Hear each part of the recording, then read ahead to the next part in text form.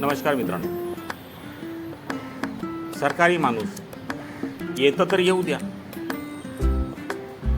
आपलं आयुष्य पूर्ण कमवण्यात घालवलं.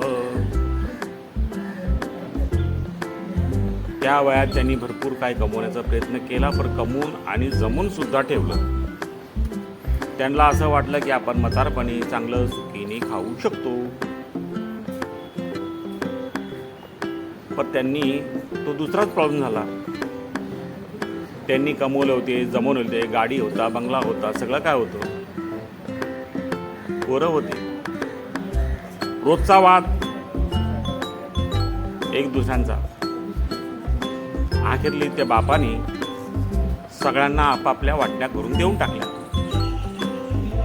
विषय असा की तुम्ही पै जमा करून घेतला, पण तुम्हाला त्या वयात तुम्हाला खाता बी नाही आलं आणि फिरता बी नाही आलं. आज तुमची रिटायरमेंट झालेली आहे.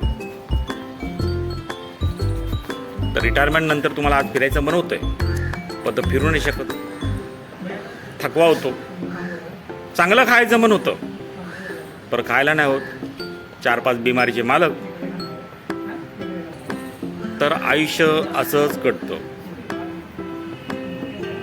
आपला माणसाचं जीवन आहे. त्यांना लास्टला कळालं की आपण कितीही केलं तर आपलं आयुष्य शून्य असतं.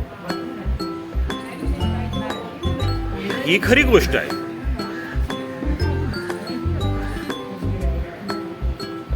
येऊ द्या येऊ द्या येऊ द्या, नंतरचा प्रॉब्लेम बनू शकतो. जे वय असतं त्या वयात एन्जॉय करा. उरलं तर द्या, नाहीतर बाय बाय. म्हातारपणी तुम्हाला काही भेटणार नाही. Okay, bye bye.